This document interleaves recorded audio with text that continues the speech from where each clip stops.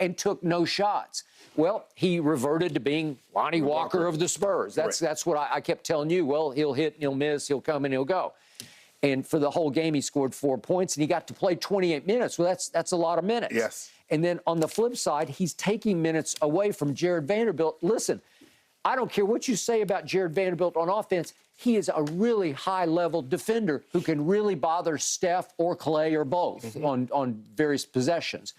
And you took him out of it. You just said, no, he can't shoot, so we can't play him. Well, really? Okay, so what's he end up playing for the game? It's Vanderbilt played 11 minutes. 11 minutes, and he gave you nothing. I got it. He scored no points. But you missed him on defense.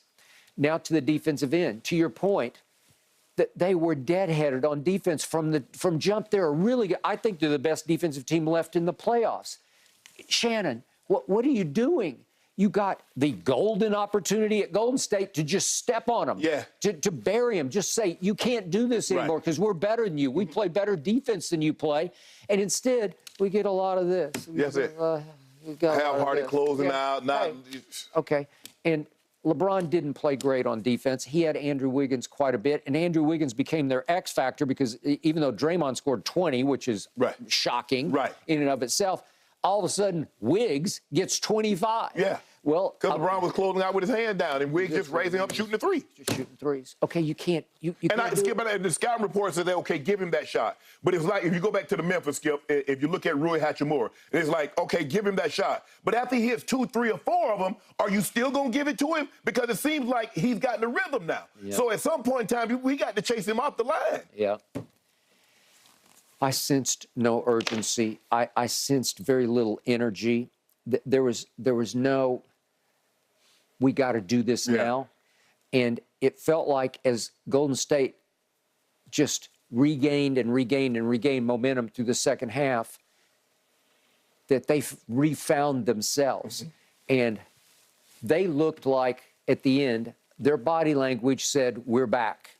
And I don't think they fear Game 6 at all. I think they're looking forward to going back to the crypt. Well, I think the thing is, Skip, is the Lakers are going to have to take Game 6. They're not going to roll over. Memphis rolled over. I agree. Memphis fell behind by 5. Next thing you know, it's 10, 15, 20, and it ended up being by 40. That's not going to happen with the Warriors. No. This game probably is going to come down. LeBron's going to have to be hyper because if you think about it, Skip, they lost by 16. Bron damn near played 40 minutes. Yep. So I just think he missed a lot of easy shots point blank. You know what? He did. He just didn't quite finish. And plus, they're not giving him any calls. They're not. They're not. Just not. Because you would think a man of his caliber, stature, achievement would just get phantom calls at the rim. If you just drive it, you're going to get a call. And they don't. They don't pay respect to it. They don't. I mean, you can't allow Gary Payton Jr. to shoot more free throws than LeBron James. Yep. I mean, Draymond shot more free throws than LeBron. That is correct. And if you look at the final tally of each team's free throws, which has been tilted way heavy to L.A., it's 15-15, right? Yep. 15-15. I believe that was the second fewest free throw attempts the Lakers have had the whole season because they led the whole league in free throw attempts. Right. So, to me, free throw attempts are a product of your aggressiveness, your attack mode. Right. Yeah, are you in attack mode or not? So we can't be mad because we see Draymond with 20 points. That's only the second time he's done that since 2019. Yep. We see Andrew Wiggins with 25 points. He's driving the basketball. He's being aggressive. One team was being aggressive. One team wasn't being aggressive. Yep. Skip, you can't say, well, we just shoot a bunch of free throws. They're just going to give us a call. Make them call it. Put the ball on the floor and attack. I agree. And then finally, you get to the all-important no rebounds, no rings category.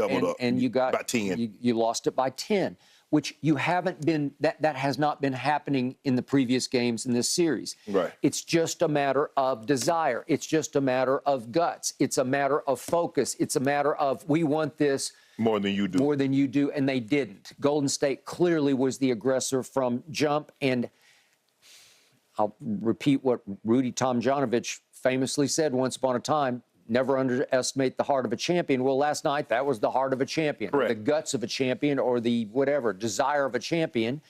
And in the end, I step back from this and say, man, are you it scares me for your sake that it's flipped where you got game 6 as a do or die. It's kind of like with the situation Philly is in tonight, where, okay, you can close it out because if you don't, you got to go back to Boston Garden. Well, at least they have won, the Sixers have, we'll talk about them in a couple of minutes, but at least they've won twice at Boston Garden, so at least they got that going.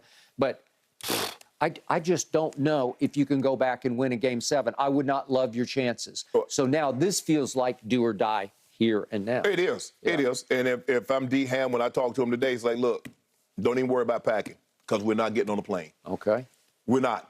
Not for the foreseeable future. Now, we're going to let the Suns and the Nuggets, we're going to let them duke it out. But we're going to make our stand right here. Okay. We're going to draw a line in the sand.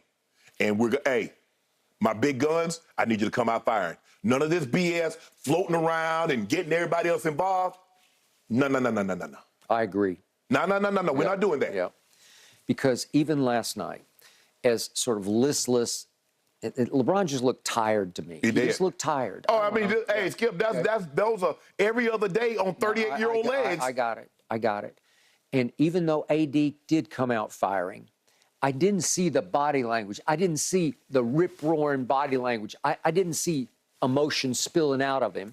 The numbers look pretty good. He winds up with 25 and 9, but he has 0 blocks. That's the second time. Yeah, second time he's had 0 blocks. Back-to-back games. Okay, now he only played 32 minutes because, as we're about to discuss, he got, we don't know, maybe concussed. He got hit in the side of the head. But the point is, Draymond Green outplayed Anthony Davis last night. He just did. And Draymond outplayed everybody on the Lakers. Yeah. Not just AD, LeBron, Reeves, D'Lo, you name somebody. So did Andrew Wiggins. Yeah. So we had 2 guys to outplay everybody on the Lakers roster, hence you get to what you got.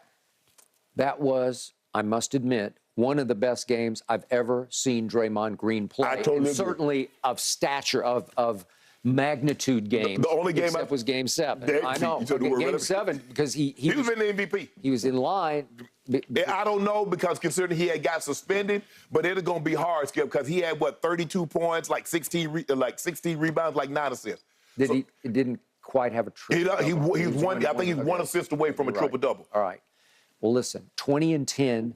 When your primary responsibility is to guard Anthony Davis is big-time basketball.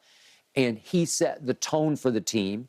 And Steph wasn't great last night, but he was very good. And Steph, this shocked me a little bit. Steph said, I'm going to run the point tonight. Right. I'm going to organize this. I'm going to be more point guard. I'm going to be more CP3-ish tonight and get the basketball where it needs to go.